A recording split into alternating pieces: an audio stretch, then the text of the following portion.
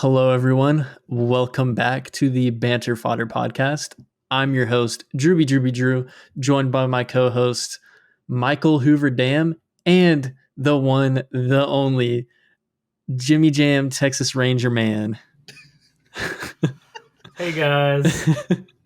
It's What's so up, y'all? good to finally be back.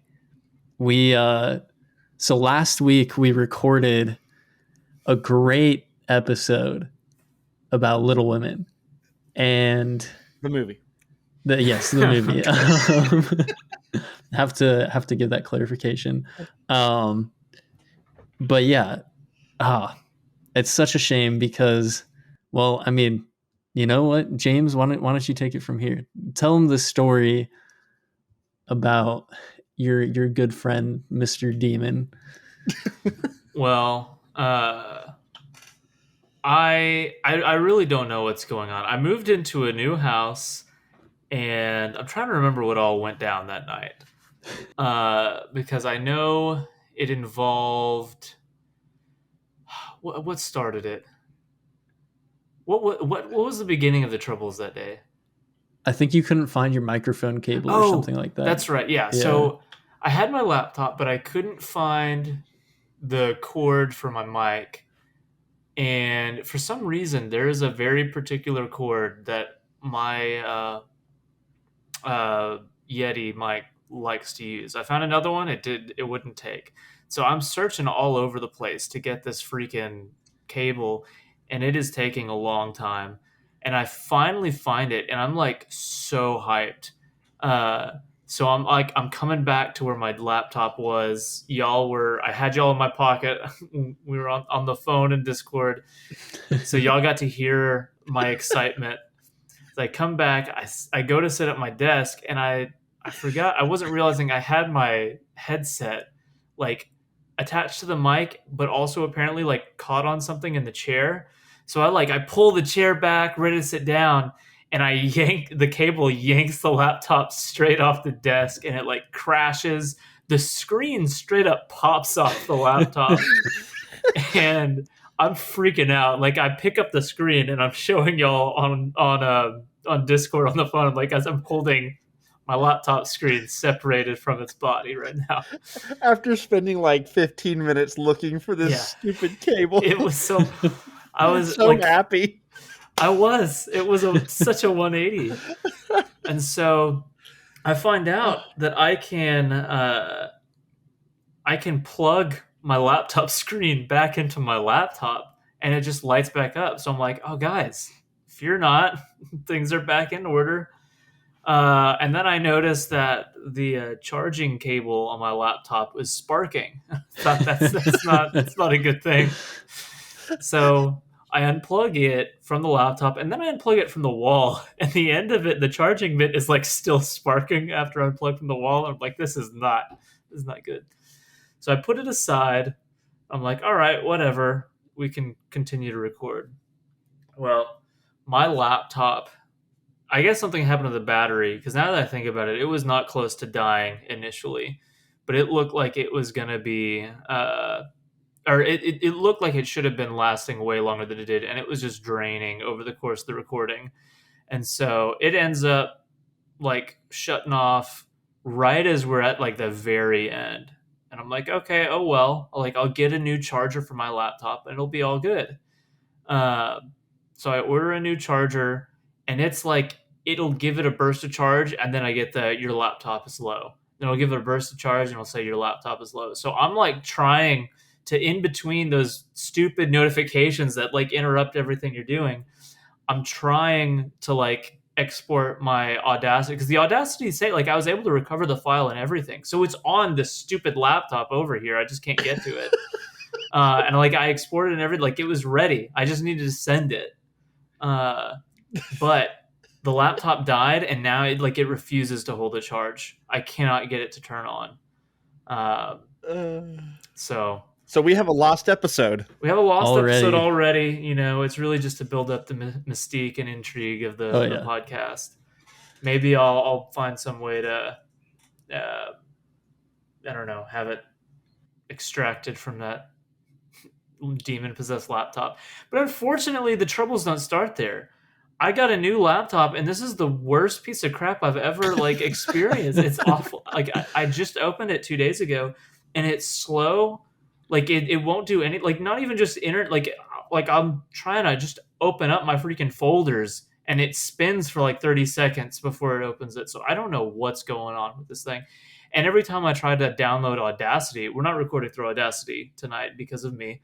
Every time I try to record download Audacity, it's it's telling me that this is not an approved Microsoft app, and I should download something from the App Store because that's safer. But Audacity isn't in the App Store. I just feel like it's the stupid Jurassic Park, it's just just let me download it. And it gives me an option. It says, hey, click here to change your app settings so you can download unapproved Microsoft apps. And I click that thing, and then it just takes me to the App Store. So I'm like, this is not what you promised. You didn't say the magic word. Hey, this is actually the perfect way that we can segue into the episode, because we're talking about not Jurassic Park, but another incredible movie from that boy, Steven Spielberg. That movie is the one, the only Jaws.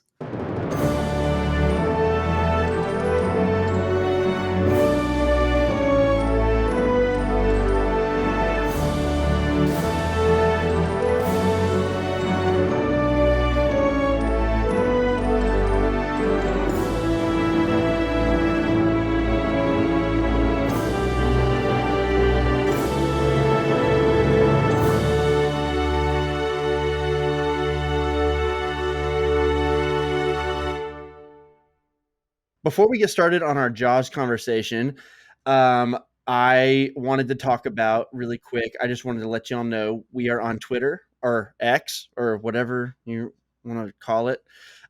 We are at banter_fodder. And we also have a Facebook group.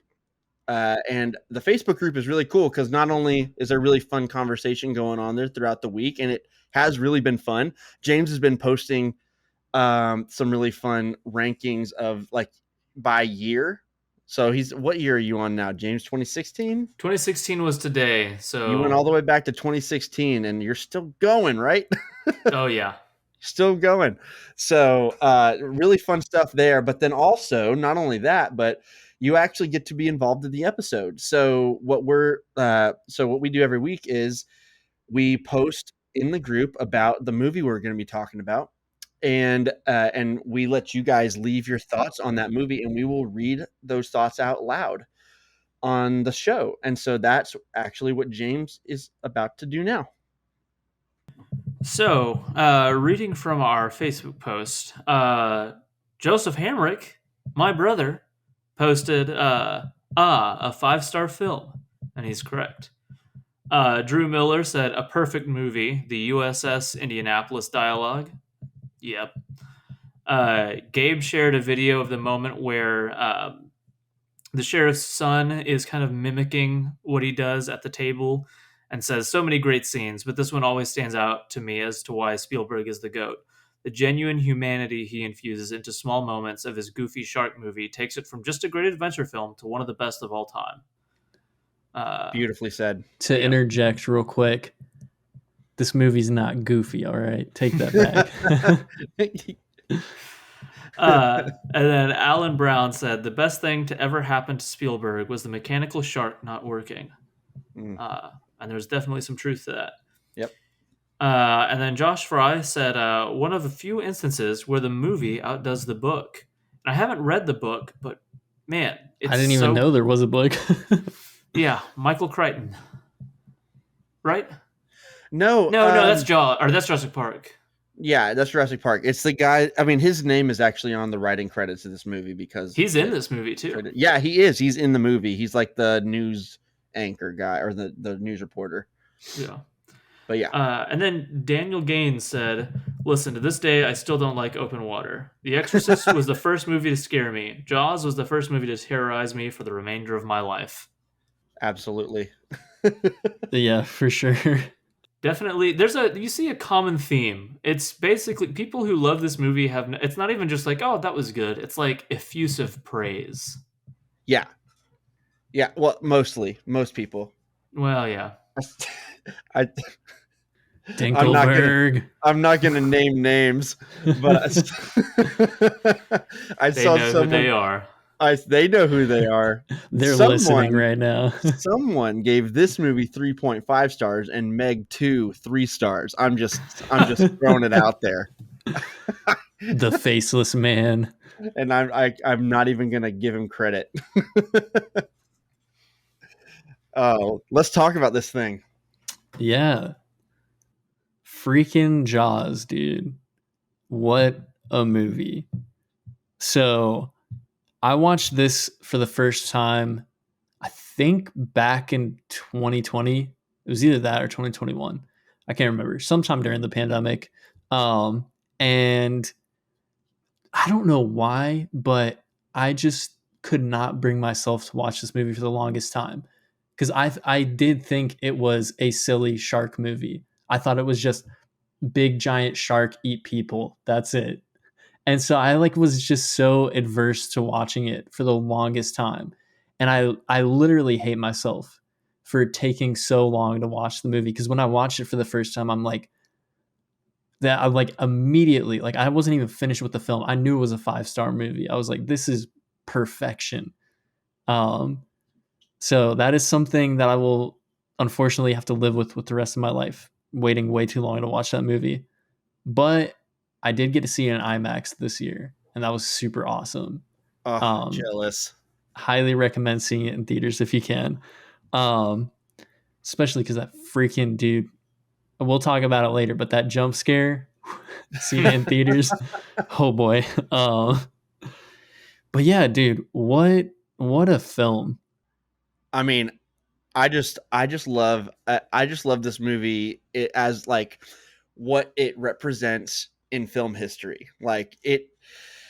This literally created the term blockbuster that we use today. This was the first movie, to my understanding, this was the first movie to reach $100 million, which is crazy. It's crazy to think about, but it's the first movie to reach $100 million. It was the all-time biggest movie at the box office at one point. Obviously not even close anymore, but this movie not only did it change film history in that regard, kind of paving the way for stuff like Star Wars and all that, but it also did it while not being, it was like, this film's for the masses, but it is also really smart. It's smartly done, and it doesn't treat its audience like it's dumb. This is not just a shark movie. This is a movie about people and how they react to a terrifying circumstance, and how it impacts their families. And it's dealing with it deals with getting over fears, and it deals with this movie doesn't just, is the shark awesome? I think so. This movie's, is this genuinely a scary movie? Again, I think so. But this movie isn't just a man-eating shark, like a giant shark movie where it just kills people. It does, and it's awesome, but it is really about people, and it does such a seamless job of getting you to care about these people on a basic fundamental level without seeming like it's even trying hard to do it. And that's because Steven Spielberg is the GOAT. So I can't say enough praise. This was my, I know a lot of the history of this movie just because we're going to mention this pretty much every time. I'm a massive Star Wars fan. We all three are. But this movie and Star Wars are kind of intertwined forever. Steven Spielberg and George Lucas are best friends, and George Lucas George Lucas asked Steven Spielberg who he should use for music in Star Wars. He's like, oh, you got to use Johnny. And, like it's all of this stuff is so intertwined. So I know the history of this movie, but I've actually only seen it twice. And the first time was so many years ago that I completely forgot everything about this movie until they were on the boat. Like I only remembered the boat stuff. So I was watching last night with like the beach scene and the tension. I was like, oh, dude, it's so good. I was like, oh no, the kid. Oh, thank God. Oh no, the dog. Oh, thank God.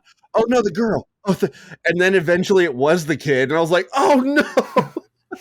And the dog, right? Did the dog die too? The dog disappeared at least, right? I can't remember. But anyway. Yeah, because he's like calling for the dog at a Yeah, point. because he's calling for the dog. And I was like, oh no, the dog. And then it showed the kid. And I was like, holy crap, they went there. Yeah, so that whole I forgot about all that, and I forgot about like the humans in this movie. That's what really stuck out to me, and I think that's going to be a common theme in our discussion. But yeah, that's me. That was my experience. Absolutely love this movie. I mean, we are going to talk about movies on this podcast that we have issues with, that maybe some of us like more than others. Maybe some of us even dislike. There will be those that happen. But right now at the beginning of the podcast, we're starting with Interstellar, which we all just adore. We started with, well, we all really love Little Women. And then now it's this. But this is just one of those movies that it's perfect. I honestly don't know what I'd change about it, especially back then. Even the shark looks really the shark good. is scary to me. The shark legitimately is scary, and it does actually look good in the way that they used like the self-control to, I mean, I know some of it was absolutely like circumstance. Like, yeah, the shark didn't work all the time like they wanted. So I bet you they would have used it more. But still, I know that Steven Spielberg anyway, like hit one of his things is he's a master tension builder. And so like he wasn't just trying to put on a shark movie either. He was trying to scare us too. And so I really think it most of the time it was scary. I couldn't even see the shark. So which we'll talk about John Williams too in this movie, in this podcast, but I'll pass the baton off to one of you guys. Yeah. So I think I was like 12 or 13 when I first saw this, and I really liked it, but I just liked it as like a 12 or 13-year-old, and I'm like, oh, it's a cool shark movie. Yeah. Wait, you were alive back in the 70s, dude? Yeah, dude. As a 12 or 13-year-old. Yeah. So old. But like I just knew I enjoyed it, and then I went a long time without having seen it. And then I got to see it in the theater years later, and it was one of those just like transformative movie experiences where like it only happens a few times. I got to see an Alien re-release, and it was like that. We just like I just walk out of the theater like almost jittery. Like I'm like, oh my gosh, how are things like this made? How do you just do this? But I went into that showing being like, oh, I like Jaws. And I walked out being like, Jaws is probably one of the greatest films ever made. And it is perfect. And I've got to see it like 3 times in the theater now. And it's such an experience. It's masterful. There's to me, there's nothing wrong with it. It's like one of that elite few handful of movies where I'm like, put a gun to my head, I can't tell you what's wrong with it. It's just it's flawless. And you're definitely right. Like one of the things that we're gonna bring up over the course of the episode is the characters and the humanity and the dialogue and the chemistry. Just like the scene that Gabe commented about is just is it needed? No, but it's there because it's great, because the movie cares about its characters, and it has such an intense humanity to it that I love. And there are some of the most incredible moments of like bonding you could ever see in a film. Like one of my all-time favorite scenes of just like characters talking is in this, and it covers the gamut of like tension and drama and humor and incredible performances. It's and there's one, or we'll talk. Drew had made a comment in the chat about how there's something about the performances and dialogue in this film that feels so unscripted and completely natural. Like sometimes I think when films go for the very naturalistic sense, it feels artificially natural, where it's like they're trying to talk over each other, they're trying to mimic reality. Where in this film, it's just like just people talking and different personalities interacting, and there is such an incredible naturalness to everything and all of the characters, and you love them all, and it's both. Yeah, man, yeah. I'll just stop there because whatever topic we're going to talk about, I'm going to have nothing but like praise. Yeah, to kind of like bounce off of what you were saying, like both of you guys are like super right. Like the characters in this are like just top tier, and the like you said, the way that the dialogue works, like honestly, like I think I'm just gonna start calling it this now. But like, there's very few films, which I said in my comment in the chat, but there's very few films that I can like point to where the dialogue just feels like organic, natural, and people are interrupting each other. They're talking over each other. There's a scene at the beginning of the film where Brody's answering the phone and his wife and his kid are like talking in the background, and it feels real. Like it almost feels like a documentary in that way. And well, I guess like the term that I'm going to start using for that now is like dynamic dialogue, because a lot of times in movies, and I'm not like knocking movies that do this, because there's a lot of great movies that do this, but a lot of times it's just character one says their line, then character two says their line, then character one says their next line, and then character two says their next line. But in this movie, character 1, 2, 3, and 4, they're having like 3 different conversations at the same time. And it works, and it makes it engaging, and it's dynamic, because that's how like humans communicate, like it's not just going to be like, all right, we're taking turns like on our conversation. No, we're going to interrupt each other, even if it gets annoying sometimes. Yeah, there's just like a lot of it's just a dynamic dialogue, and like that. But wow, I almost said James Gunn for some reason. I don't know why. I think it's because I saw a James Gunn post earlier. Steven Spielberg doesn't just stop there with the dynamic stuff, though, because even the camera in this movie is just like top tier. Like the camera movements are so dynamic and interesting, and like every scene, it's like, all right, Spielberg, you guys didn't need to do this. Like it's just people talking at a dinner table. Like you didn't need to move the camera like that, but you did, and it's or super do a sick. one take on a ferry crossing. Like that's so cool to me. I love that. Yeah. Holy crap! I didn't even think about that, but yeah, there's like so many moments like that. One of my all-time favorites. Steven Spielberg is the master of dolly zooms. He did it in E.T.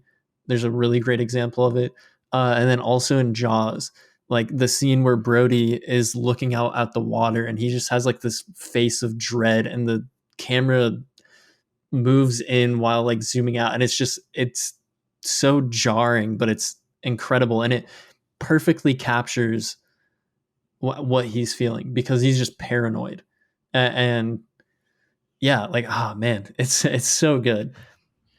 That shot is so cool. As someone who is not quite as knowledgeable with like the terminology in this stuff in the camera world, is that the same kind of shot that is in Lord of the Rings in Fellowship? Okay, I was just going to bring that up because I literally just listened to the commentary, and Peter Jackson is referencing, like he's like, there's a kind of a history to that shot, because Hitchcock invented it for Vertigo. Okay, cool. Yeah, and like he's mentioning, like, man, you overuse it and it becomes cliche, but when you do it right, boy, one it stands time out. Exactly. Yeah, I thought whenever that happened, I was like, that that's Lord of the Rings. I've seen that a lot, but just in that movie. That, I mean, it was so cool because, like, I don't know, there's something about that kind of shot. It just adds so much, like, I mean, he's already built this tension the entire scene. Before anything happened on that beach, I think we just sat there for like 10 minutes with no music. It was insane. Like, no music whatsoever. And it's just like something's about to happen at some point. And when it finally does, the tension that's even added still by this shot on his face, it's just like, oh man, it's going down now. And it just adds a whole nother level of tension, but also artistry. It's just like, that's just one of those shots that just looks freaking cool. You know, and it's like an exclamation point on the scene too, because even Yes. before that, you know, we've got all of these like kind of false flags. We're like, Yeah. is that it? And it's the old man with the cap and stuff. But then he's also doing cool stuff with the camera before, where like he's cutting when people walk in front of the camera. yes. Like, so it's this constant. What we're seeing him look at it. We see what he's looking at. We see him looking at it. We see what he's looking at. It's just so that when we just get that one zoom, it's like, oh crap, something's gone down. And also, that's when he sees the Kintner boy, right? With the shark. Yeah. To That's me, exactly what happens. That's the most disturbing shot of the whole movie. It is. That part, like even now, I remember like as a kid, it really affected me. And we did like a beach, my very first beach vacation, like a year after that. And I was like, I am not okay, guys. But that part still just makes my stomach drop. I'm like, oh God, just like, I don't know. It's like this blood fountain as it's getting turned up. I don't know how they achieve. Like, it's such an unsettled, like, boy, it's almost hard to watch for me. It just feels like a real like shark attack. It looks so real. It's insane. It's such a scary shot, dude. It feels like what it'd look like if you're there. But yeah, and that whole scene though is I'm gonna say this so many times this episode. There are just like whole sequences where it's like, man, just cut this out of a film and this is its own masterpiece. Like the whole beach sequence of like, everybody is initially too scared to go in, and the mayor is like, freaking mayor, man. Why aren't you going in? And like slowly people follow him. It's just like you said, the tension that's constantly building. Nobody goes in, then the first people go in, then the rest of the people go in, and then there's the old man. It's this build. It's so incredible. Yeah, it's great. And like, to kind of go back to like the characters of this movie, which I mean, we already talked about Brody a little bit, but like, I love his just obsession of wanting to solve this shark situation. Like even from the start of the film, like it slowly starts building up and it just gets more and more intense. Like he has just this pure obsession of wanting to find this shark and kill it. And it just like adds like so much to his character. And it is such a huge contrast with the mayor that we mentioned earlier, who's a piece of garbage. But that actor plays that character so freaking well. Like he's so punchable, but it's so good. Oh, it's perfectly natural. It doesn't feel like he's forcing any like cartoonish villainy into there. It's just like, and it totally could have, like, that's a character that could have felt super cartoony, but the way they do it is so good. And like there's even like moments of dialogue where there's almost like this hesitation, like maybe we should close it down, but then he goes right back and he's like, no, but we need to keep the beaches open because we need to keep the people happy and we need to make money. This is how our town makes money. That's the thing. Like, it's not like they rob him of any kind of motivation you can make sense of. Right. Yeah. So, like, when you pair a guy who's like, our town literally operates off of the 4th of July, you know, this is how we live. And this has never happened, really, you know? And, like, we are exceptionally good at convincing ourselves that, like, ultimately things are fine. It's not gonna... Yeah. But yeah, I totally agree. It's like I can see his thought process. I can understand where he's coming from. Ultimately, when people start dying, he needs to stop. And we know that as people who are watching the movie, but as someone who's a mayor of this town, like, I understand even after someone dies why you would try to cover it up. I wouldn't do it, but you understand at least, like, okay, this guy's a scumbag, but I get why. I get what he's going for here. And I mean, yeah, I can't imagine the pressure of being a mayor in a town when, you know, all of your income basically as a town is coming up in this weekend and you have a shark on the loose.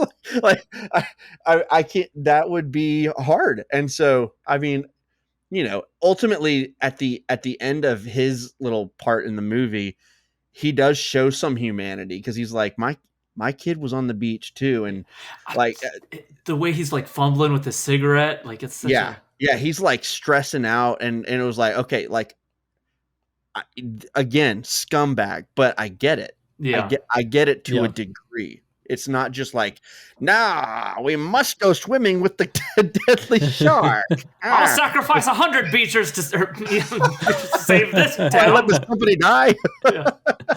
Oh man, we're gonna bring up Monsters Inc. every episode too. Yes, that's a thing. Speaking of like the kind of like the cover up and the denial and the refusal to believe it, that brings up a scene. Like there's a particular scene that's like my go-to for whenever I talk about like what I love about the performances and the dialogue and like just the realism of it all. Whenever they catch the shark and everybody thinks it's it, like like there's three different, you can juxtapose like the three people in this where there's Quint, who's truly obsessive, like he's Captain Ahab basically. Right. You have Brody, who's like he just wants the shark. He just wants people safe. He's from like he's used to being out in the streets trying to keep people safe. He's here trying to keep it like he just it's not some sort of like personal vendetta. It's like I just want to get this shark, keep people safe. And then you got the mayor we've talked about, but like Brody wants to believe that like the shark they got is it. Like whenever they got that shark hanging up and they're taking the pictures, he is so happy. Oh, he's so happy. He is like, we can get things back in order. Like things are going great. And then when Hooper is like telling him, it's the moment where they're all walking across the beach and Hooper's like, listen, it might be the shark. It probably is. But blah, blah, blah. And he like, look at like Roy Scheider's performance during that scene where like he's listening. It's vaguely going in one ear and he's like interacting with other people. You can tell somebody waves at him. So he waves back and smile. Like it's like a real thing happening. And then like you can tell the moment where like something Hooper says makes a lot of sense. And slowly the excitement starts draining out of his face. Mm-hmm. Slowly he stops paying attention to the people walking around him. And then he looks at the mayor and he's like, it wouldn't hurt to check. But just like, there's something about that scene. If you just walk, like it doesn't feel like a performance. It feels like a guy. They're just like, they turn the camera on. It's such like a low key scene, but it always stands out to me. I'm like, golly, that is naturalism in film. Like that is like just a real guy in front of a screen. And I feel like that with all these guys. I feel like at no point during this movie, and I'm like dead serious about this. I could not be any more serious about this. I don't feel like at any point in the movie I'm watching an actor, like ever. Even and this is to Steven Spielberg's credit, but even like some of the background people are just people who live in Martha's Vineyard. Like the guy that we saw, that the jump scare of, what's his name? Ben something. I can't remember what his name is in the movie, but the guy that we see his head pop out like later, like that guy, he's just like a guy from there, like from the town. He's not even like an actor really all that much. And so like some of these, like, yes, they hired these incredibly talented actors, but first of all, none of them are like iconic. I mean, they're not like Harrison Ford. Like they don't like when I think of Harrison Ford, I think of a certain thing. I think of Han Solo. When I see these guys, I just see these characters. I see these guys, and I don't see them acting like these guys. Pairing these specific actors with, and by the way, like Brody's wife, like everyone, she's fantastic. So fantastic. Yes. Such a natural, again, everyone is such a natural performance. Pairing them with the townspeople of Martha's Vineyard and other extras or whatever, it just seems so real. It just doesn't seem like I'm watching a movie. Her scene, whenever Hooper comes over and like they're having their banter back and forth, and Brody is just kind of drinking in his own little world. I was about to mention that scene because that is like one of my favorites in the entire movie. Like there's moments of them interrupting and laughing at each other, interrupting each other. It's so, and it's just a dinner table scene. Again, like it could have just been character walks in, explain something, walks out. But it's like, so Brody tells me you're in Sharks. Yeah. Well, that's one way to put it. That is such an incredible exchange. I love it. It's so good because it's like that whole scene. It's like perfectly awkward. Like it's like that's how people would interact. Yes, if someone absolutely. said that. Like if, like especially like, I mean, like obviously Brody knows him a lot more than she does, but even still, he doesn't know him super well. So the fact that he just like shows up uninvited and everything, and then he starts eating the food and like all this stuff. And like it starts off really awkward, but then they like warm up to each other, and it's like I've experienced that a million times. You know what I mean? Yeah. And like they're just Brody's relationship with his wife, like it feels so natural. Like even from the beginning when they're first waking up, and you know she's saying, you know, like she says some comment about him not being an islander, and he's like, I'm gonna go and pack the car. And like sometimes whenever movies try to like create this kind of shorthand between couples to try to give history, be like, look, this is how they talk, it feels really cringy and like try hardy. But here I'm like, oh no, this is a married couple. They probably got married for 15 years. I'm not convinced that these actors aren't married in real life. I'm like, it's just like it's great.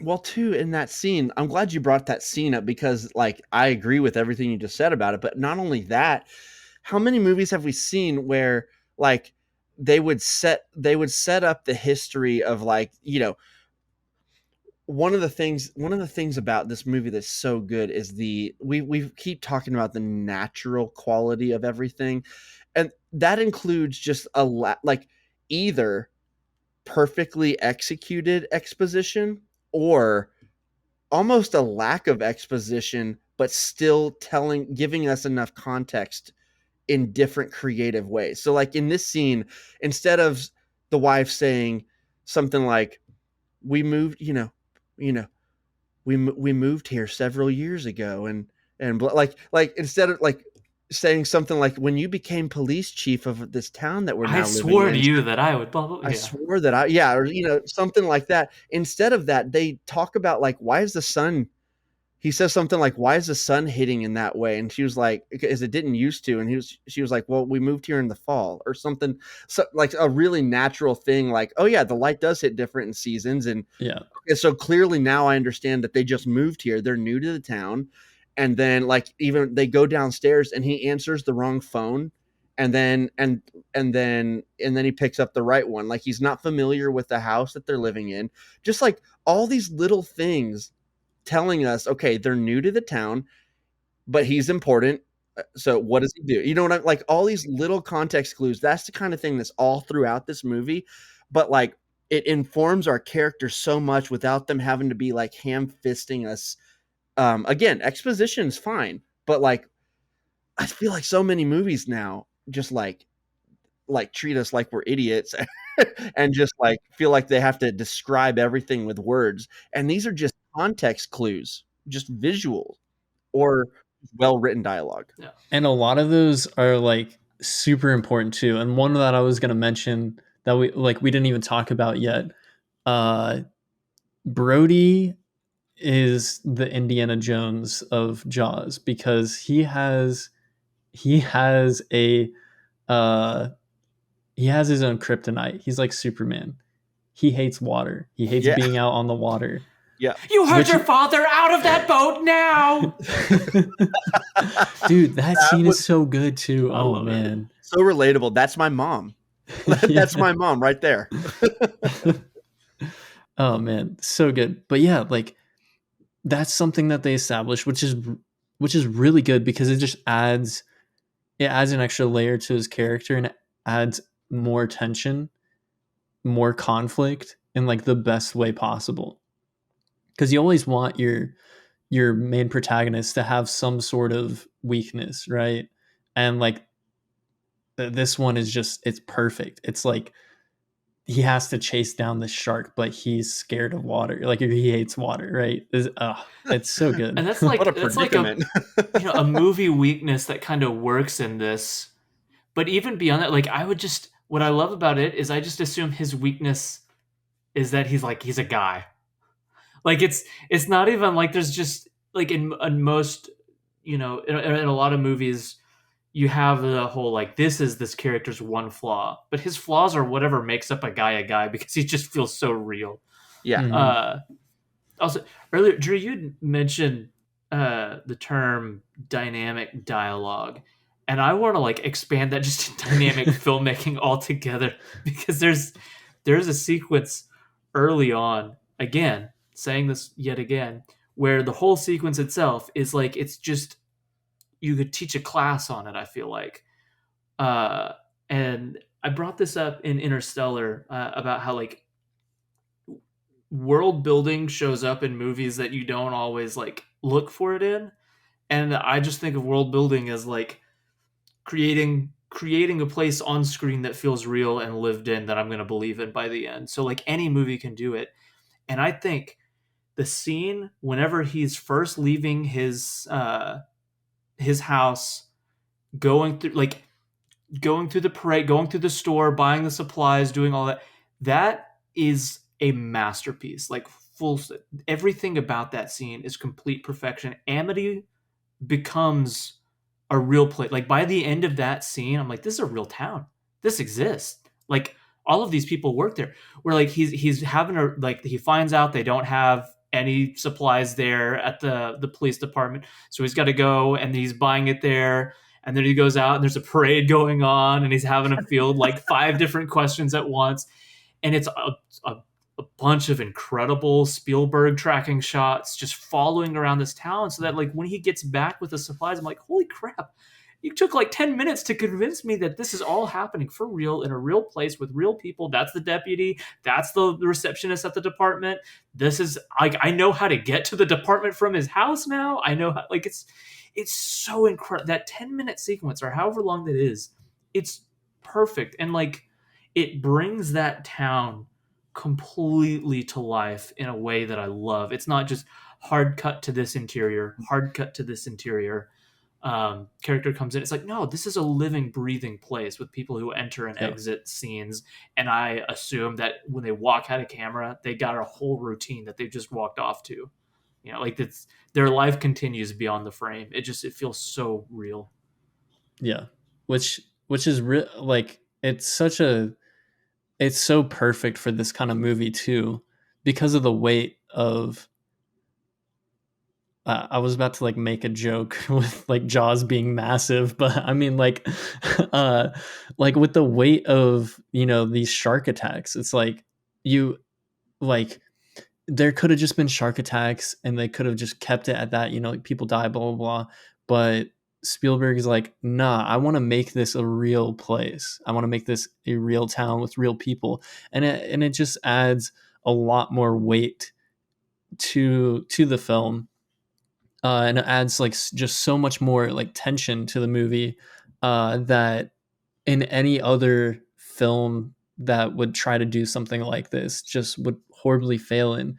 I think like honestly, I think part of the reason why I was so adverse to watching the movie is because I've seen other movies similar to it, where like one that I can think of like in recent years is Crawl. it's not a bad movie. Like I didn't hate it. It's a fine movie, but it's a giant alligator, right? And like similar kind of thing to Jaws, but it's much more of like a almost like a home invasion movie with a giant alligator, and there's a huge flood coming in and everything. But like there's hardly any characters in it, and I mean it works for that movie, but like it's just like I don't like buy into that world. And like I feel like a lot of like like if you want to call this a monster movie, um a lot of monster movies don't like mess with the characters. They don't mess with the world. It's just big monster destroys things. And that's what like makes Jaws stand out so much for me. And that's why I loved it so much. Yeah. So And yeah. I just kind of realized too, like this movie and has a lot in common with like something like Signs. That was the reference I had in my face. Sort of, that's another one where the town just feels so real, and The you're town invested feels in it. so real, and this movie, yes, it's about aliens coming and invading Earth, but it's not. It's about humans losing their faith and learning how to deal with loss, and like that's what the movie's about, and it's perfectly beautifully acted. That's when M. Night was just at the top of his game. I mean, there's actually a lot in common with I'm thinking about it. There's actually a lot in common just in as far as I'm not saying like Signs stole stole the idea of Jaws. It's just it's about a thing. Like there is a hook, like aliens invade this small town and in a cornfield. Okay, you hooked me with that. I didn't expect these characters to just be so rich and real and understandable, relatable, and that's what Jaws is. I did not remember this as a kid. I watched this as like a preteen or a teenager. I don't even remember when. It's been so long. I don't remember these characters at all. And I'm watching this. I'm like, these are people. Like these are real people with real issues. And like you forget the shark is even a thing until it's clearly the thing. But like, I it's just Steven Spielberg is just I think that's what he is the master of. He's a master of these small things that so many people ignore. And and when you watch his movies, yes, he has dynamics in his directing, but you don't watch his movies. He can do everything. He's not like I'm not saying this to tease because I know I've made fun of this director before. I know he's talented. Wes Anderson. If I watch a All frame, right, hold no, on. honestly, I'm not saying this like I could do this with Christopher Nolan too, like or any like there are some directors you watch a frame of of their movie and you're like, that's a Wes Anderson movie. Like it's clear that it is. And then there's some that are like Quentin Tarantino, obvious, like very obvious style. Steven Spielberg can do horror, he can do drama, he can do a musical, he can do action adventure, comedy. He's done everything at the highest level because he understands these tiny little things that so many people forget. And that's what his movies are about. They're about people and they're about tension and they're not about like the shark, or they're not about the dinosaurs. That's not what it's about. I don't know. That's why he's arguably the greatest of all time. Obviously you could argue, but I feel like the movie is made up of so many moments in between the plot that just show, like whenever he does any of these different genres, the reason they work is because he cares about the characters within it and creates real humans. And I feel like if you strip this film of like all unnecessary scenes, you really, really shorten it because it really is made up of a lot of scenes that aren't necessary to the plot. But it's those scenes that like give the movie like the life and humanity it has. And it's kind of you kind of separate the movie into two different halves. You got the half in Amity and then you got the half out at sea. And in Amity, it's this incredible setup of this town, these people, the way people interact with each other, and um, like towards the end of this half, you kind of get the introduction of our three primary characters, and then when we're out at sea, it is up close and personal with three people for half a film, and it's some of the greatest moments of dialogue and camaraderie, and it's like scene after scene of perfection in both halves, really. Yeah. No, for sure. Yeah, like also, dude, we haven't even like now that we're going to like the second half of the film, like out on the sea, we haven't even talked about um gosh, why am I blanking on his name right Quint? now? John Williams, bro. Let's talk about him. John Williams, yeah. No, no, I mean we do need to talk about him. Yeah. Quint. We haven't even talked about Quint at all yet. And like he's probably the most unrealistic character in the movie, but it works. And he's so like great, and like just so many great lines of dialogue that are hilarious, and just it's so like perfect. He's endlessly quotable. Yeah, exactly. It's so good. Yeah, like dude, what a character. Like also just real quick before we like jump into the water, his introduction makes my skin crawl every single time when he screeches on the chalkboard, dude. Oh, I freaking hate it. Like y'all know me.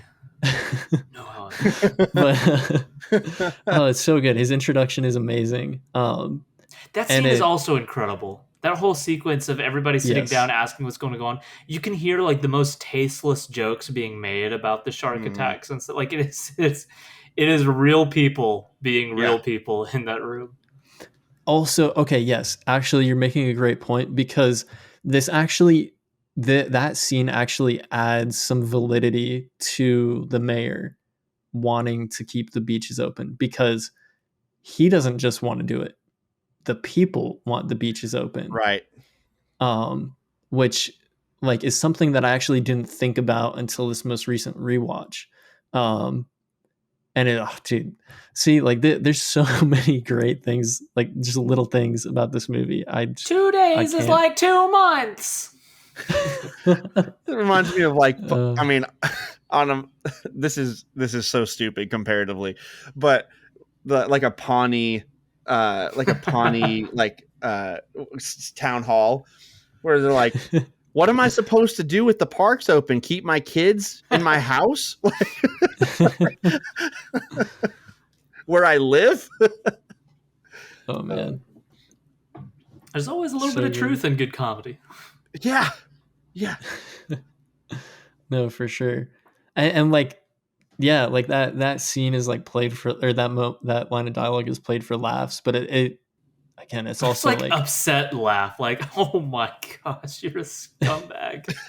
Yeah, but like it's also like it's something that a Karen out there would absolutely say. 1000%. Oh, yeah, like it's not like anything that's like super over the top or whatever. It's just every like, town hall. Yeah, and like that's something that's great about this movie.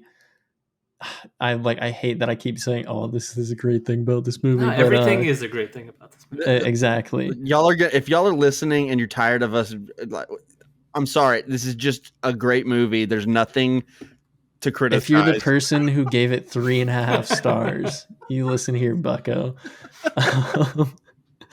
But no, I mean, like, something I love in movies that aren't comedies is when a writer and a director can inject natural comedy into the movie, because humor is a part of everyday life. Even in like some of the most depressing moments of people's lives, there's still laughter and jokes and funny moments and ironic funny moments and stuff. Mm-hmm. And like Steven Spielberg, especially in this movie, does that really well, where like there are just so many great jokes in this movie.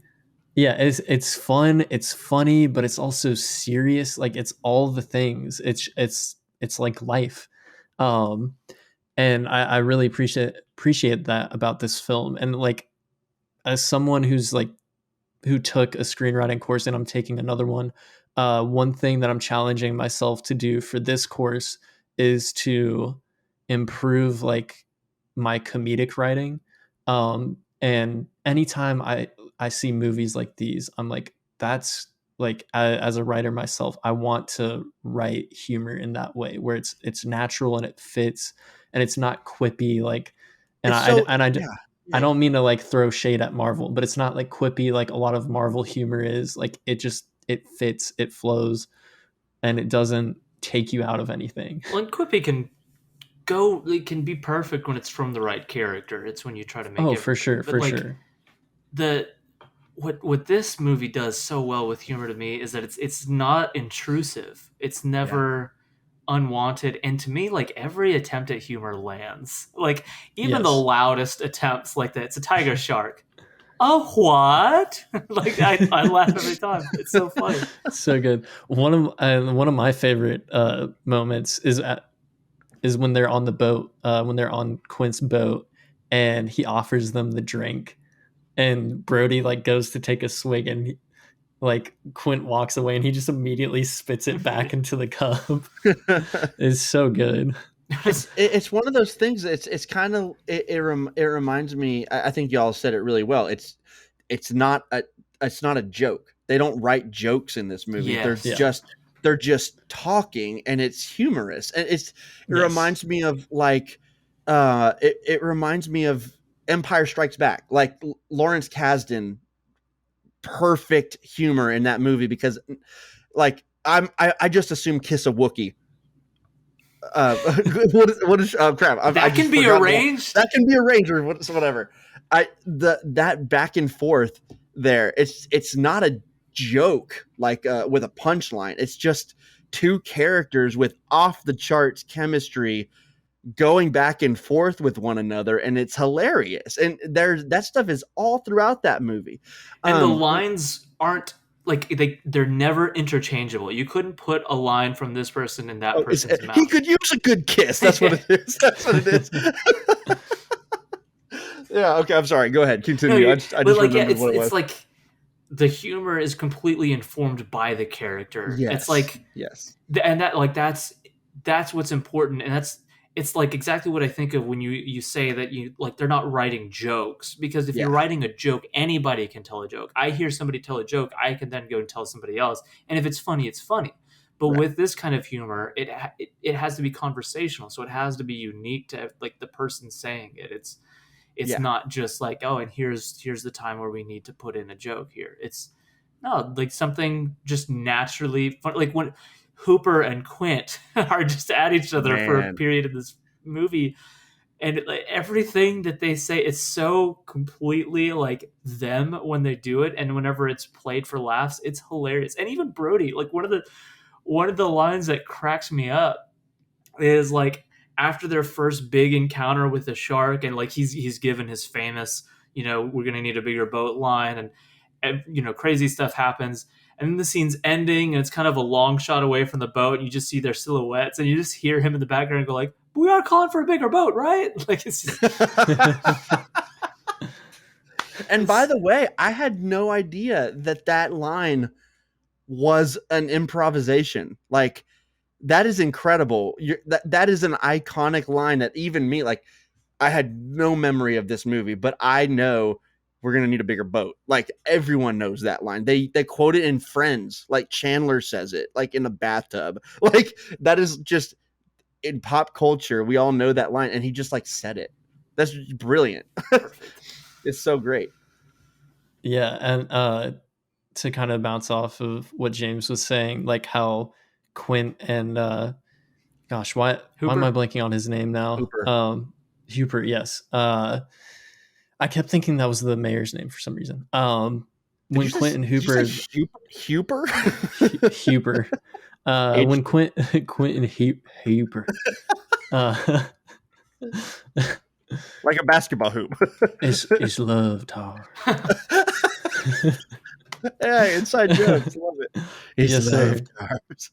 um, yeah, no, Quint and Hooper, they, they're polar opposites. Quint is this basically almost like a freaking pirate, he's just like, I "Arr, me love it matey." so much. It's so good.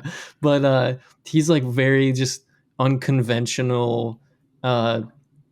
This is how I grew up He's our learning grandpa. how to, yeah, and this is how I grew up learning how to steer a boat, and that's how it's going to be. And then Hooper is this scientist who has been like studying marine biology for like a million years, and like he's just like this super smart dude and very modern. I mean, like he brings a lot of modern tech, which Quint does not like. And it just like adds like such a great dynamic to like all of the boat sequences. And then which ultimately leads up to one of my favorite scenes, another one of my favorite scenes in the movie, where it's nighttime and they're all like sitting at the table and they're So just good, man. they're talking, and Quint and Hooper are like showing their scars off from like where they got bit by sharks, which is so good. It's I freaking love it. And then Broke they my start heart. singing the song. Oh, what was that? That's just it. What Chrissy Water broke my heart. That part, Yeah. it kills me every time. So good. And he thinks it's so funny. I love it. He's his biggest fan with that joke. Oh man. Yeah, and then they start singing the sea shanty, I and sing it all the time. I love it. it's just it's a nice bit of calm before like the huge storm that's going to come when they actually like face the shark 1-on-1 or 1-on-3, actually 1-on-2 technically. But yeah, like man, like just the dynamic between these characters, the chemistry between them is just perfect. And it good. That scene to me is like wait for it, its own masterpiece. That scene is like the dialogue. It's some of the greatest dialogue and performances of any film I've ever seen. Like everything about it, from the beginning, like the showing off each other's scars. What is his name? The actor who plays Quint. Robert Shaw. Robert Shaw. I got him written right here because I knew I'd forget. There you go. Like whenever they're showing off, I love it whenever Hooper is like he's pulling his leg up on the table.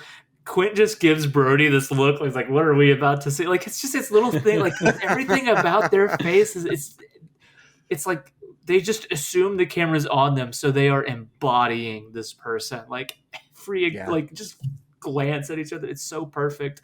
And like I think this is probably my favorite scene of like kind of budding camaraderie of any film ever. Like they really do feel like they're close by the end of this. Yeah. Between all the jokes and then like the clear respect that they have for Quint after like one of the greatest monologues in film history about the USS Indianapolis. Gosh, he could have won an Oscar for that speech to me. Like just the way he tells it. Like whenever Hooper asks him about it and he like makes a joke and he just kind of puts his shoulder or his hand on his shoulder and he's like, that's from the USS Indianapolis. And you're like, just the hush that falls over. Yeah. Oh gosh, it's so good. And then go ahead. I'm sorry. Go ahead. I was just saying, like, then he tells the story and he goes quiet, and then like you just feel like they're kind of closer after that point. Yeah. And so Hooper then feels comfortable to just start up this sea shanty, and they all sing by the end of it, and they're all just like it's. And then it goes down. Yeah. Yeah. And I was watching by the way, if you have the DVD of it, I don't know if it's just on the one that I have or what, but there is a 2.5 hour long documentary behind the scenes stuff into the making of this movie. And it's incredible. I'm such a sucker for that. So I was looking through the bonus features after I watched it last night. And I was like, Merry Christmas to me. Let's go. But Richard Dreyfuss, the one who plays Hooper, he was talking and he was like, a lot of times when you're acting, and you're watching, your character is listening to someone else talk. A lot of times you're having to manufacture the facial expressions and the emotion going into responding to what they're saying. But when Quint was saying, when Robert Shaw was doing that monologue, that was just me just watching him. Like that was, and his character kind of like, that was where Richard Dreyfuss and Hooper just became one, like the same person, just listening to this guy in awe. And it worked in the movie in context, but it also just worked for Robert Shaw just crushing it. And so I love hearing stuff like that. Like a lot of times you have to manufacture emotion, but like literally that was just me like in awe of this thing that was happening, and I was just watching it. So cool. And you feel it. You just Yeah. Man. Yeah, I was, when that scene was going on and it started to really get into it, I was like, there's a very specific feeling that you get when you're watching a scene like this, and it's like, oh, this is one of those special scenes in movies. Like this is one of those scenes that people talk about. Yeah. And you just feel that like suddenly I think I'm watching something really special right now. And then it just, it confirmed it. But by the end of it, it was just one of those historic film scenes, and I had no idea it was coming. So that was a really awesome, fun moment for me. Yeah, no, you're totally right. Like that's what's like so great about this movie is there's so many moments that's like it's Oscar worthy, and man, this movie is perfection. All right, you hear me, faceless man who gave it 3.5 stars. I'm never letting that one go. I'm not letting it go. Like, man, it really is. We come back to like the perfect balance of Spielberg between like drama and humanity and comedy, and like everything that makes him like one of the greatest ever is all here just between these three characters, where like we have that moment of just like jaw-dropping drama, just like nice pun. There you go.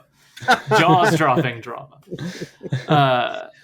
And you're just like arrested in your seat, but it's also like it's hilarious even outside of like just the scar jokes. Like there's so many moments that make me laugh in like while they're all on the ship. Like it's like cage goes in the water, you go in the cage, you go in the water, sharks in the water, and then he sings that whole farewell and adieu song. You're just like, golly, everything about this is perfect. I love it.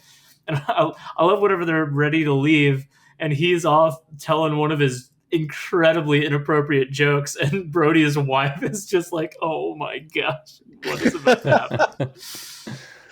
Oh, and by the way, her performance there was so good because we had this great moment between her and Brody when he's like saying goodbye, and he was like, what? She was like, what? She was really supportive. Like she wasn't like, you're leaving me, and like when I don't know when I'm going to see you again. She was just like, what am I going to tell the kids? And he was like, tell them I'm going fishing. And it was just this beautiful moment after that. And she knew she understood that he had to do this. And I don't know. There's just something about that moment and her performance in it as she like runs off crying. I was just like, dang, you're getting me. Real emotion, man. It does things. Real emotion. And before we get into, I do want to say, before we get into like the big finale here, because obviously we're leading up to that, listen, I can't go any further without talking about it. John Williams. Yeah. John freaking Williams. First if you didn't say anything about that, I was gonna transition into that. I was like, no, yes, I would quit the podcast, honestly. Like, I'm not worthy. No, John Williams and Steven Spielberg. I've watched it. I've watched him say this on multiple occasions. He literally credits half of this movie's success to John Williams, because this movie is not just like, yeah, I think with different music, this movie could still be good. This movie is iconic because of, obviously, Steven Spielberg is like one of the best to do it, but paired with John Williams. And John Williams' instincts in this movie are flawless. The times that he chooses to not put music, which is something that even someone like I'm a big fan of Hans Zimmer. I think that his biggest weakness is he's always going. There's not many times in a, and again, this may actually be like a more of a Nolan thing. I'm trying to think if it's Nolan or if it's, they're just so entwined in my mind. But Hans Zimmer in a Christopher Nolan movie there's always music going. But to me, one of the best things about the best composers is they know the best music here is no music. And that like I said earlier, that entire beach scene, nothing. No music. It's people in the water and you're just dreading whatever's coming. And the fact that no music was there added so much more tension than if there were tension building chords going on there. Like, it is brilliant. And then on top of that, you have the iconic Jaws music that everyone thinks about, and dun dun dun dun dun dun. Like, you have that, and that's incredible, and it cannot be discounted. Especially when if you listen to him, I highly recommend anybody just go search John Williams talking about Jaws and like his process going into it. We are trained as the audience that when that music starts, that's when the monster is coming. So honestly, we hear that music like most of the time when the monster is there, we don't see it. We hear the music, so we know that's the monster. And as it gets like the scene that sticks out the most to me is the one where they're in the cage, where he's in the cage.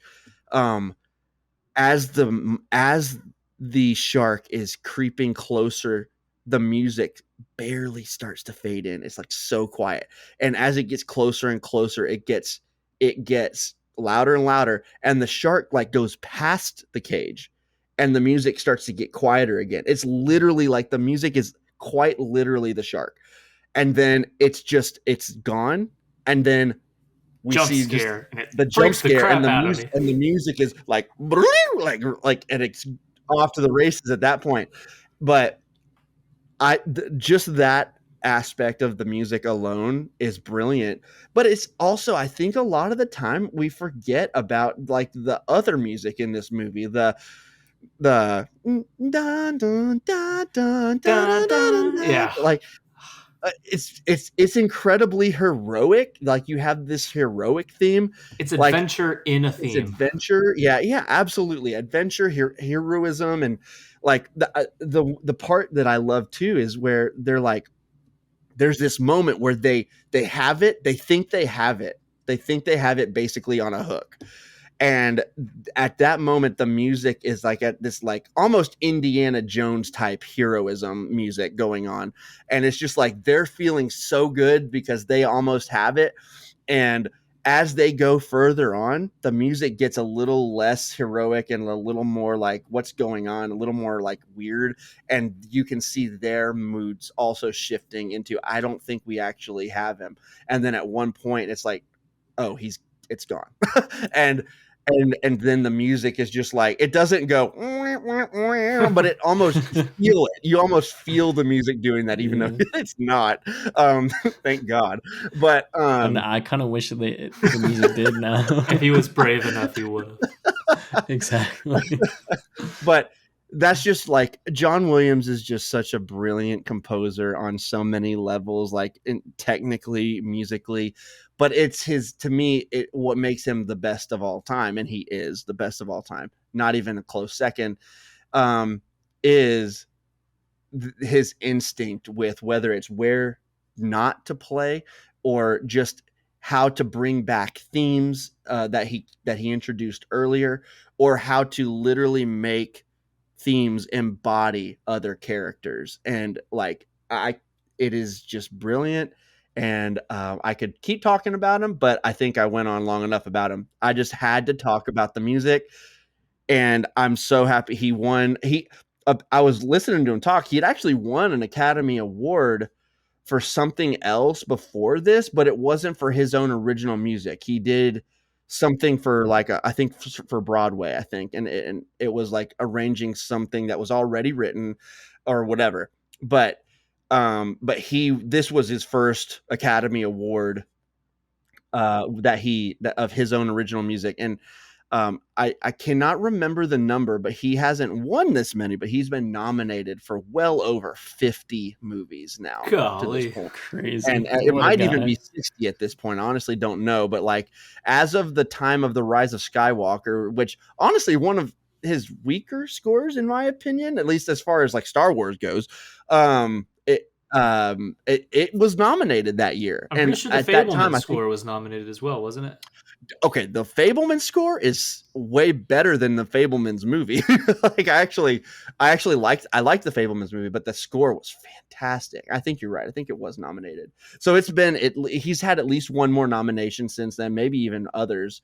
But he's well over 50 nominations. It's just bonkers, like crazy. What? And this win is so deserved because, like, yes. Can you imagine like sitting down in the 70s watching this for the first time as like before this music was kind of like fully imbibed in pop culture, and you're just like you're learning the grammar of the movie's use of the music as it goes on. You're like, I'm starting to notice a pattern that I get really scared when I hear this. Just like, and like, but you don't know it what it's supposed to be initially with the music.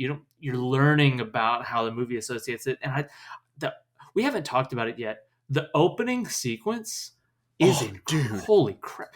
I love that kind of like we open on a scene that's already kind of begun of just all these teens at a bonfire party, and you're just kind of, it's just setting a mood and a tone. Like there's like 2 minutes before we get any dialogue that you can like really hear. It's so perfect. And then when we're in the water and you hear that first like dun, you're like, wait a second, and it's just kind of like there's a harp in there, and it's just kind of building like kind of wonder like what's going on, and then it's just like I remember when I watched it for the first time when I was like 12 or 13, that scene also got me like because he doesn't kill her instantly. There is just so much screaming and like begging to like gosh dang dude, this is horrifying. Yeah. And also that scene, like it doesn't like, because a lot of scenes like that in movies, they just get stock audio for scenes like that, and like but her screams are like so violent and like it feels like she's actually dying. Okay, I have to bring this up. We're trying not to do like the whole movie talking about every behind the scene thing here, but really interesting behind the scene thing here. The way that they got that her vocal performance in that part was obviously like if you're doing that like in the ocean, you're not going to get clear audio out of that, so you have to go and do dubs. They had I'm trying to remember exactly how they did it, but basically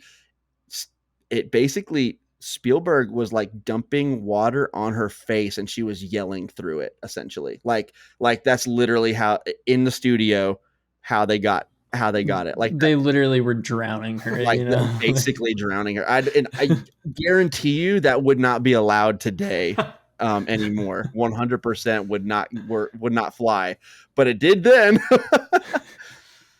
The 70s were just built different, dude. They were. Pretty nuts, man. Well, hey, dude, it made for one effective scene. That scene, it did. No, it 100%. It made that scene. Gosh, it's so like you said, like it just sounds like real screams of like a woman truly like dying.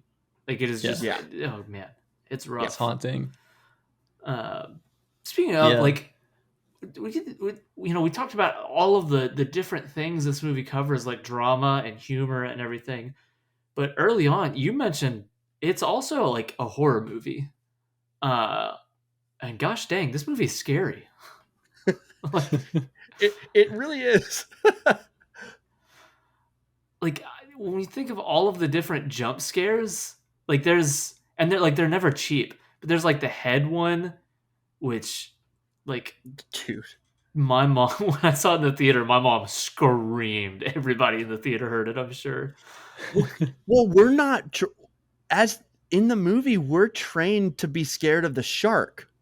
Yeah. And there's no music happening there. So we're trained to know, okay, when the shark is coming, the music is happening. So we're not thinking anything's going to happen, but the shark isn't what's scary there. It's a head popping out. So the music isn't there. It's brilliant. It's a brilliant jump scare because they've trained us to be looking at this, but it's actually this, so great. Yeah. And then the one that gets me the most is whenever he's out there and he's like, why don't you come down here and show him this? And then like the shark, its head comes out of the water. Gosh, oh yeah, that part dude. got me, man. It's so good. That one's good. Yeah, well, like we only have a little bit of time left for the recording, so I guess let's start wrapping it up. But yeah, I guess so we can like kind of start going towards the big finale. But before we do, like I mean, like it's pretty much there anyways. But the one scene, like one of the scenes I hate the most, which I put in the chat, and it's not because it's bad, but it's because I feel physical pain, is whenever the ropes wrap around Hooper's legs and he starts getting crushed by them. And I'm just like, ugh, because like any more force and his legs are coming clean off. Like one of many times I thought the film was setting up Hooper to die. Yeah. Gosh, I am so glad. Spoilers, he survives. But I'm so glad he survives because he's such a good character. Yes. But yeah, dude, holy crap. And like just the intensity of them trying to chase down the shark here is so freaking good. And they're on like this, like this dinky little boat that could just fall apart so easily. And they're facing a great white shark, which we didn't even mention. It's a great white, it is a massive 25. shark. Wait, so you don't have the tooth with you? Oh god, that seems great. Dude, during that sequence, there's one of my favorite shots. It is incredible. Whenever Brody is out on the side of the boat, like crawling on the side of the boat, and it's a top down looking down at it, and the shark just swims by, and you see how freaking long it is compared to the boat. It is, gosh, it's so cool. It's insane.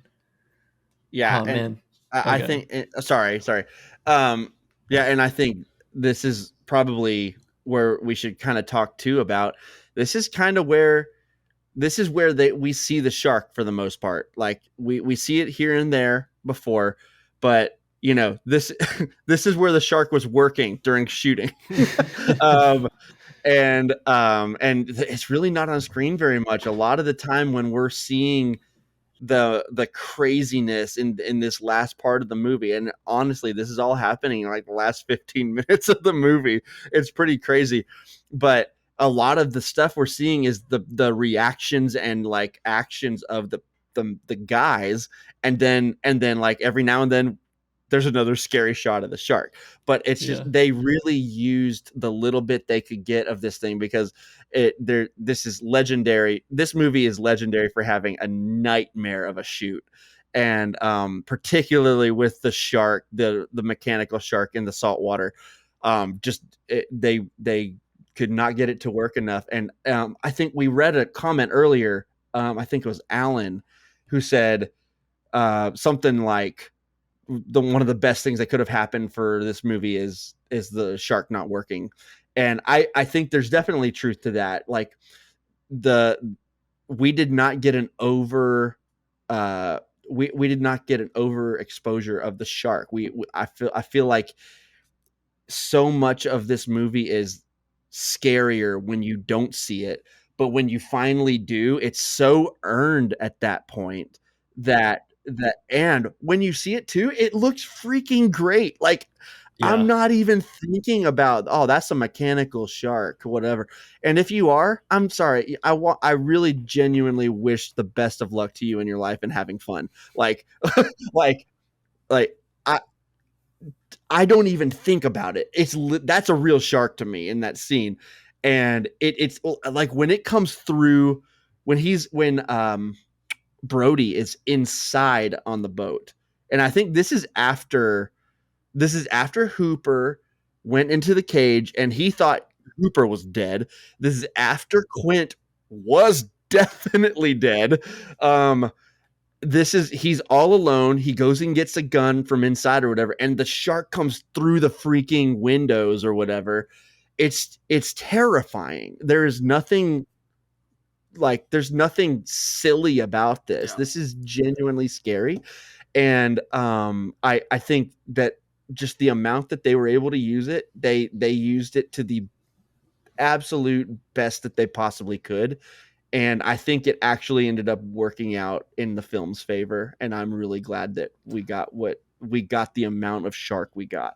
For sure. And it, like, one thing that's also really great about the shark, obviously it's a massive shark, but like there's so much like physicality and like weight to the actual shark. And like Yes. just seeing the ship get ripped apart by Gosh, it it's is so so scary, dude. freaking cool. Yes. Like that's why, like, dude, freaking Disney, stop using the volume and use actual sets, you bastards. Because physical sets like this are so freaking cool. And like there's an artistry behind it, honestly. Like the people who, like the carpenters, the production designers, like all the people who are involved with that stuff, it's so freaking cool. And it adds so much believability to everything. Yeah. But like real quick, to go back, do what? I was just saying, yeah, there's a real tangibility to it all. Yes, for sure. To go back real quick to the scene where like we really see Jaws, the shark, and it's when Quint dies. Like that scene is haunting. Like, and it looks like he's actually like getting eaten by the shark. I don't know how the hell they did that, but it's so good. Yeah, to me, like with a shark, I don't know. I tune people out when they complain about like the way it looks. Like, oh, when you see it too much, like I just want to say, shut up. Like, no, because one, like the eyes, like Quint says, like the eyes roll back like a doll's eyes. Like it's just like the eyes, like sharks look fake when you see them in real life. They look like they don't look like they should be real. They look like they're like rubber, those like rubber. Yeah, they just look like rubber. Yeah, they look like rubber animatronics themselves. So yes. And yeah, whenever the freaking shark is up on the boat and he's just like swinging his head back and forth as Quint is going out, like that scene is so scary to me. Like I get anxiety every time where I'm like, golly, dude, this is, and I don't know, like the effectiveness of the shark is not lost at all whenever he's just out in the open in that moment. That like he looks so scary to me. It's just such a scary design, and like as he's just getting closer and closer to this lifeless looking creature that is just hellbent on like eating this guy, like it's, man, that is such a brutal scene. And the way like when he eats it, he just kind of slowly drifts back into the water after that and leaves Brody alone. You're like, golly, dude. They make good use of some blood capsules in this movie. Oh yeah, it looks like, oh gosh, that hurts every time. That the big shot of like the blood squirt from his mouth. You're like, oh man, he's not coming back. Yeah, so freaking good. And then the ship gets ripped to shreds and it starts sinking, and Brody's just up there trying to survive with like fighting for his life. And then we get the great well, actually real quick, we didn't mention they had like what was it, like those tanks or whatever, like propane or something like that. Yeah, the compressed air, which is like, it's a Chekhov's gun, it was there for a reason, and Yeah, it they comes set back it up up. multiple times. Yeah, multiple Yeah. times it comes back up. Yeah, exactly. Which that in itself is great. Like, In really subtle ways. Not like, yeah, hey, could you go pick up those tanks? like it's never like that. It's like, no, he's like at one point, I think it was either Hooper, it was Hooper or Brody. I It was can't remember. Brody, yeah. Yeah, so they were about to fall over, and he like just like stops them from falling over, like, or from opening up and spilling out. That was just like, that just reminds us, oh yeah, those tanks are there. Like, it's a without Chekhov's gun, saying but you don't even think that that's what it is in the moment. You just think, Exactly. oh, he almost Yeah. knocked over those things. Like, you're not Right. registering like that'll come back later. It's just like, I oh, never even thought about it coming back later. yeah, and like I was saying, like, it's so perfect, like the way that Spielberg does that. And then, like, ultimately he uses it to kill the shark, and in the most epic freaking way ever, with the greatest quote. Smile, you son of a. So It's- good, man. It's so freaking good. And like, it's like one of those quotes where Yippee-ki-yay. yeah, exactly. Like, you associate like the 80s with like just these great one-liners, like, Yeah. but this came out in the 70s. Like, Jaws did it first. Spielberg did it first. All right. Like, but oh man, it's so freaking epic, dude. And like, again, like, just the realness and the physicality to like everything that's happening. Like, the shark literally blows all up the into fleshy, chunks. bloody stuff flopping around. What a It's- great explosion. It's so good. Also, Like, little Easter egg: the sound of the shark falling into the ocean is the sound effect used from his first movie, Duel. Which I need to watch. Yeah, I still need to watch it too. it's basically Jaws, but instead of a shark, it's an 18-wheeler. Yes, sir. Sold. I'm on it. It's great, actually. It's really down. good. It's like that one movie. I can't. I think it's like called Rubber or whatever, and it's like a killer Oh my tire. gosh, No. I You're thinking literally about- just watched the trailer for that yesterday. You're thinking Yes. about Flubber. Dude, great movie. Which, this is totally off topic, but for some reason, I This is a saw great this tweet. I saw this tweet the other day. And the caption was me discovering cinema when I was 5 years old, and it was a response to Travis Scott, like a few days ago, just randomly tweeted like something about Flubber. He was like, "This movie's so good." It was so random, like Travis Scott of all people posting that, but like, it was so random. And then that tweet that I saw, I was like, so true. Flubber is cinema, poetic That cinema. dance sequence, dude, that went hard. Yes. That's the one Never- that we're throwing on the list for the podcast. Please. Robin Williams best. Don't at me. Oh my God, no. Dead Poet Society and oh gosh, what's the other one that I'm blanking on right now with Matt Damon? Goodwill Hunting. Goodwill Hunting. Yeah. Frick, dude. Oh, Those don't compare to Flubber, dude. yeah. Terrible. Um, They're both terrible. Actually, I've never seen Dead Poet Society. haven't so either. we can add that to the list. Oh, there you go. I haven't either. Whoa, that would be cool. Oh, that'll be a fun one. We actually do need to put that on the list. No, absolutely. Like, it's a huge blind spot for me, and I've been wanting to all watch three it of for us. years. That's rare, actually. That's going to be fun. Yes, that's Okay, gonna be cool. perfect. I'm excited. All right, we need to Um, get back on track. No, yeah. But yeah, like, oh gosh, just the explosion's perfect, super awesome, and then what? I'm trying to remember. Does the movie like end right there, or was No, there like the Hooper swims back to surface. That's and he right, yeah, and there's yeah. another just great little moment of acting where like Yes. he gets up and he's like, Quint, and Brody he's like still kind of got this victorious smile, and he's like, no, Yeah. and then they just swim off. Yeah, And then it was like, and as they're swimming off, by the way, John Williams' music as they're swimming off is so beautiful. It's just so like lovely. finally, it's beautiful. Like finally, the music is resting, and it's like the monster's gone. Now it's just beauty. And by the way, like at the beginning of this movie, Brody is terrified of the water, and now he's just like swimming in it after murdering a shark. I mean, go freaking Brody.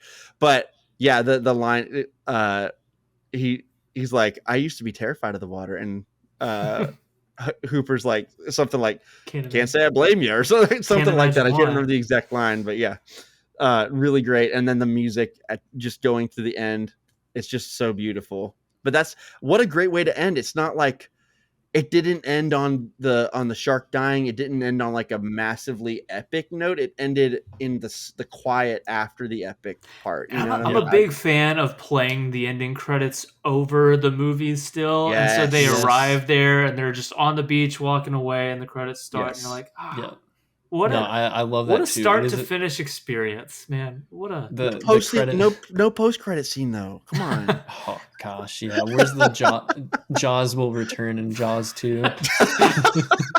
Hey, dude, Jaws 2 is a good movie, by the way. I have not seen it and I need to. Isn't what about Jaws 3D? How's that one? Jaws 3D is awful.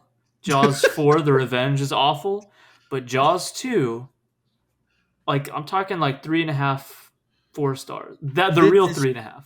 Did Steven Spielberg do it? No, but Roy Scheider and the actress who plays his wife, I feel bad for forgetting her name.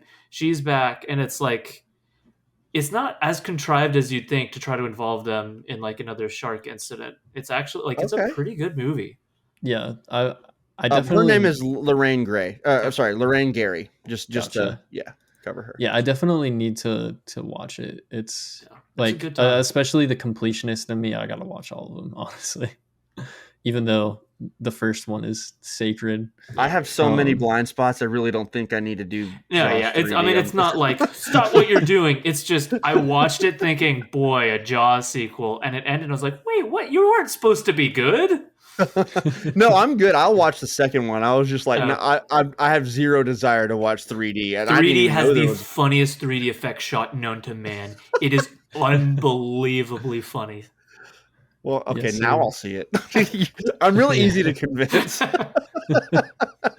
Oh, man. But yeah, that is Jaws.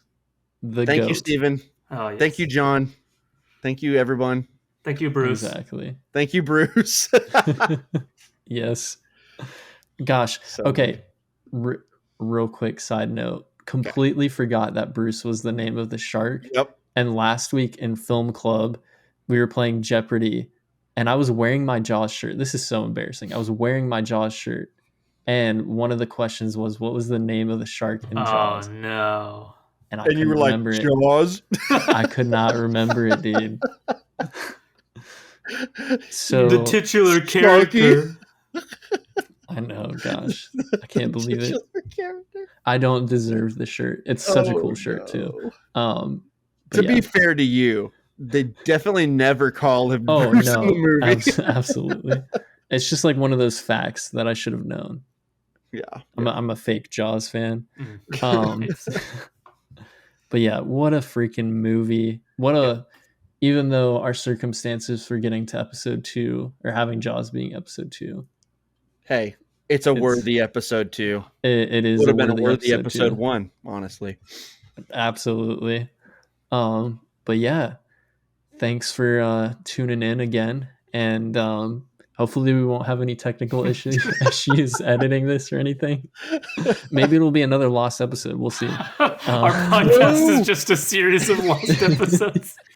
Yes, and then we'll finally release an episode where we just talk about the lost episodes. At least we're having fun, you guys. There you go. Yeah. I just needed the real podcast was the friends we made along the way. Exactly. Oh my god. But yeah, seriously though, thanks for listening. This was a really fun one. Such a perfect movie, and we probably didn't do it the justice that it deserves. But yeah, we'll see you guys next time. Make sure to follow us on all of your favorite places where you can listen to podcasts, including YouTube, Spotify, Apple Podcasts, and everywhere else. And also definitely check out our Facebook group because we have a lot of fun conversations in there. It's so fun. It's so fun, you guys. And we make fun of James for losing his audio track. Yeah, it's so fun. Come join the fun. Yeah, come join the fun. But yeah, watch some movies, go support your local theaters, and stay hydrated. We'll see you guys next time.